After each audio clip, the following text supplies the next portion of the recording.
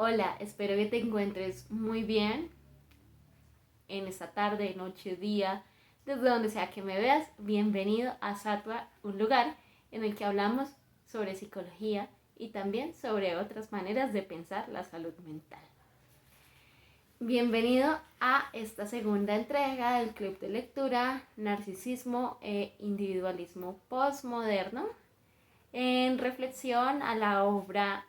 La Era del Vacío de Gilles Lipovetsky. El día de hoy vamos a hablar sobre la vanguardia, el narcisismo, de la vanguardia a la posmodernidad. Lo que vamos a hacer es reunir la experiencia de los capítulos 3 y 4 y les voy a comentar cuáles son mis reflexiones y mis comprensiones al respecto. En esta entrega vamos a hablar sobre qué se entiende por narcisismo, cómo está apoyado también por toda la cultura popular de la autosuperación, la psiquiatría, la psicología y la superación personal. Y también vamos a hablar cómo se ha pasado desde una referencia de lo social y categorías que hablan de lo social hacia categorías en las cuales ello no importa y se gesta el sujeto postmoderno que sin estar abogado o aferrarse a nada,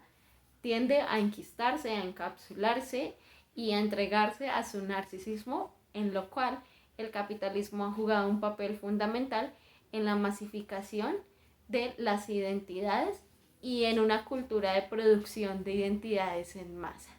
en las cuales todo puede existir y yo ya no tengo nada en común con los demás. Y esta es la idea que se defiende en el tercer capítulo. El tercer capítulo habla del narcisismo y lo que plantea es que este es posible en la medida en la cual la noción del otro se ha difuminado, se ha perdido, se ha erosionado de tal manera que al no tener referencia de quién es el otro, tampoco tengo referencia de quién soy yo. Y yo, entendido como el sujeto, el individuo, quien vive su vida, ya no sabe qué hacer con ella, porque no tiene a qué aferrarse y vive en un flujo incesante, lo que en cierta parte aumenta y genera una cantidad de problemas psíquicos que la psicología aboga a resolverlos individualmente. Pero como el individuo no sabe quién es, pues lo que hace es enquistarlo y envolverlo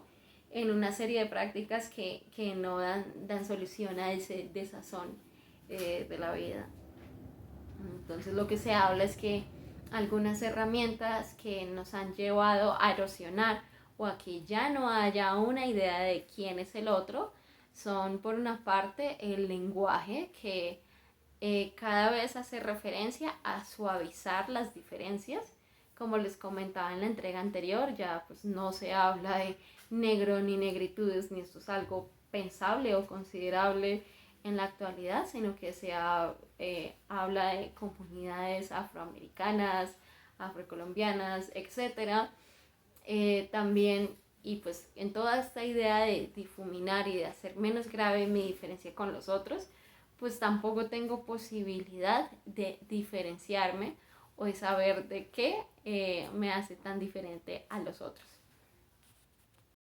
Por otra parte, se plantea que la noción del otro se ha difuminado porque tampoco hay una noción de un entorno externo, de algo externo a nosotros mismos que nos parezca lo suficientemente relevante. Y lo que plantea Lipovetsky es que los medios de comunicación han tenido tal influencia en esto con la diseminación de la catástrofe, porque si buscamos podemos encontrar una catástrofe todos los días y a toda hora, lo que nos hace insensibles ante la necesidad de una lucha política, porque ya normalizamos lo apocalíptico, lo grave, lo no agradable que ocurre en la sociedad y por ello pues no tomamos postura al respecto. Y aquí es importante plantear que esta idea de no tomar postura también se ha legitimado de la manera en la que estamos construyendo las relaciones sociales con los demás, porque es una época en la cual se debe ser políticamente correcto todo el tiempo no puedes hacer comentarios hirientes, ni burlarte de las desgracias de otros, ni hacer explícitas eh, las diferencias con los demás, y todo debe darse en una lógica de seducción en la cual los otros se sienten respetados, amados, incluidos, integrados, etcétera. Entonces, pues tampoco hay, desde el lenguaje tampoco hay una otra edad, y la democracia que implica la inclusión de todos los sujetos dentro de una ciudadanía y dentro de unos derechos, pues también lo que hace es que cada vez seamos más iguales, cada vez pues todos tengamos los mismos derechos, y como pues tampoco nos interesa vincularnos en los malestares de lo cultural y de lo social, eh, esos otros con los que no interactuamos se nos hacen tan iguales, pero a la vez conocemos tan poco de ellos, y a la vez el mundo externo que es tan catastrófico ya nos da igual, que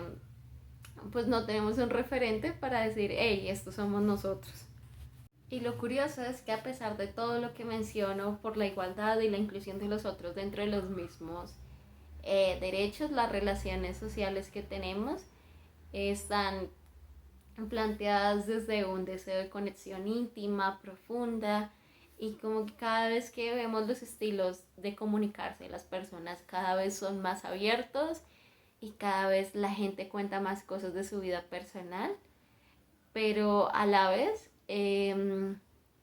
no se sabe cuáles son las intenciones de comunicar ello, y pareciera ser que lo que prima es parecer cool o parecer interesante a otros, seducirlos, más no conectar profundamente con los demás. Podemos ser sensibles a lo que nos pasa a los otros, pero no es raro que eh, pase algo que nos conmueva en las noticias y luego no nos importe, lo que da cuenta que pues no hay un compromiso con los dolores ajenos, con los dolores y los malestares de lo social. Y de nuevo se vuelve a repetir la idea anterior, y es que la cultura que, de lo psicológico y de centrarse en sí mismo y en capitalizarse a uno mismo y en volverse empresario uno mismo, solo es posible en la medida en la cual como sociedad pasamos de una generación yuppie preocupada por el estatus y la ganancia económica y el poder social, a una sociedad en la cual pues nos damos cuenta que no contamos con las mismas garantías ni políticas ni económicas que garanticen esta acumulación de riqueza que era el sueño de los baby boomers y de los yuppies, sino que más bien como pues no hay ninguna clase de referente o estabilidad social, porque primero ya no hay un otro porque todos son iguales, y segundo porque no hay ninguna condición política que nos garantice algún tipo de ganancia material o incluso protección social. Entonces lo único que queda es ganar capital, porque seguimos dentro de una lógica capital de privatización de la vida y de mercantilización y de vender todo. Ahora está en marca personal, en que lo único que queda es capitalizarse a uno mismo, hacer mercadeo de uno mismo,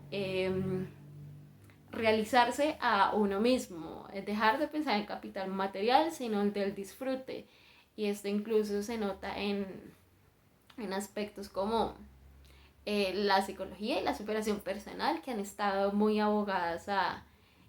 pues no generar una serie de tradiciones o de terapias donde una persona tiene un lugar directivo, sino de cómo la terapia cada vez se ha dado más a la posibilidad de que las relaciones sean más de tú a tú, más horizontales, donde no hay una dirección tan explícita. En las nuevas espiritualidades, por ejemplo, es muy raro encontrarse como con una estructura discípulo-maestro sumamente estructurada, marcada y jerárquica. Entonces todo esto pues nos da como una perspectiva en la cual solo podemos trabajar en nuestro capital interior en la medida en la cual sigamos trabajando en nosotros mismos, nos encerremos más a pensar sobre nosotros mismos, y pues como todo lo que pasa afuera, todos los otros son iguales a nosotros, y son tan ajenos a los otros y todo lo que pasa afuera es como tan volátil, tan pasajero y nos importa 2 minutos y luego no. Entonces pues todo esto nos lleva a que definitivamente volvamos de nuevo a nosotros mismos y nos quedemos ahí. Y por último, la idea del capítulo 4. El capítulo 4 habla sobre lo moderno y lo posmoderno. Porque, ¿cómo el libro se va a llamar Ensayos sobre la posmodernidad si no lo define? Y lo que el autor plantea es, yo voy a tomar la obra de un ensayista francés, Bell, quien hace unas tesis sobre la modernidad y las voy a reexaminar, las voy a replantear, voy a decir que es problemático y a partir de eso yo planteo que es posmoderno. Posmoderno como una evolución o como una respuesta a lo que fue moderno. Y más o menos lo que el autor plantea es que lo moderno se hizo posible en la medida en la cual se desarrolló un espíritu de vanguardia. Cuando me refiero a vanguardia hago referencia a todas las ismos, cubismo, impresionismo, dadaísmo, nadaísmo, todas estas cosas que uno ve en bachillerato sobre las vanguardias artísticas, en las cuales se pretendía que el arte ya no era pues una actividad para representar la realidad tal cual era, sino que el arte cada vez debía abandonar unos referentes, no debía estar basado en la idea de un gurú o un experto ideal, que se debían explorar nuevas posibilidades de expresión y que siempre el tema de la vanguardia lo que marcó es que cada vez estaba abogando por lo nuevo y por derribar una única estructura sobre lo que era el arte. Y en términos generales, todo este espíritu que se vino desarrollando a lo largo del siglo XIX y parte del XX, lo que fue pues también análogo con un proceso social en la cual pues la moda también adquirió ciertos tonos de vanguardismo en los que pues se abandonó una idea de elegancia y cada vez se fueron haciendo como o se fueron creando tendencias que son un eclecticismo de estilos, pero en realidad no hay una creación de algo absolutamente nuevo e incluso es muy curioso cómo es de las vanguardias se burla, se cuestiona y se hace mofa de las cosas que pretenden ser novedosas y ya no se creen en ellas. Entonces, la vanguardia lo que hizo fue eliminar cualquier referente en todas las representaciones que haya, bien sea la representación del poder a través de la política o la representación de lo estético a través del arte o la representación de cómo debía ser mi cuerpo a través de la moda. Entonces, pues lo que aboga y lo que propone es que este espíritu postmoderno fue una construcción de la vanguardia y lo que lo hizo posible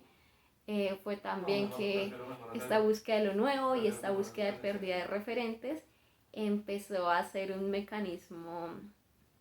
que se pudo reproducir a escala en la medida en la cual nació la producción en masa dentro de los sistemas capitalistas, en los cuales se empezó a fijar la tendencia de no replicar ninguna tendencia y en la medida en la cual también se empezó a privatizar la vida y en la cual se empezaron a diluir esos estados de bienestar que en el norte global eran los que generaban cierto tipo de producción de protección social, pues como ya no hay en qué sostenerse, pues adiós, adiós, no me vinculo a nada y puedo existir dentro de un mundo y dentro de un sistema de mercado y cada vez me ofrece 1000 posibilidades de probar entre una cosa, de probar entre una tendencia a otra y de comprometerme en 1000 maneras a ser yo, a explorarme yo, a capitalizarme a mí, es pues valiéndome de este espíritu que se gestó desde la modernidad, que es no necesito aferrarme a nada y nadie es mi maestro. Y bueno, pues para cerrar, comentarles que pues este fue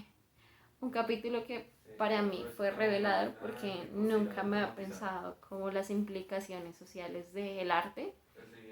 Y pues muy curioso también desde eh,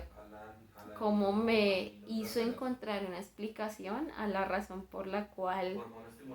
yo no me sentía cómoda yendo a muchos museos o viendo vanguardias artísticas, nunca me parecían lo suficientemente interesantes como el arte realista del siglo XVII o de ahí para atrás, pero también me hizo darme cuenta también que incluso pues la posibilidad de producir mil maneras de ser en el mundo pues también es algo que no es tan chévere cuando no lo tomamos tan en serio porque nos desliga de los demás y a veces nos ensimismamos tanto en este propósito que todo lo demás pareciera no existir. Esta es como mi reflexión hasta entonces del libro. Y también decirles que el cuerpo y lo somático también es un tema que toca Lipovetsky y él dice como que la posibilidad de incluir terapias que incluyan al cuerpo hace parte de un ejercicio en la cual todo se tiende a entender con ojos psicológicos y que el cuerpo, que es una materialidad física, se le dan también cualidades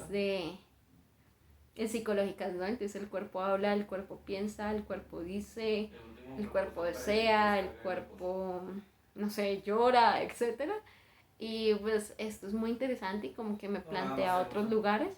de los cuales plantear la actividad de Sattva y reconocer que si bien mi estrategia está planteada desde las posibilidades de expresión del cuerpo, eh,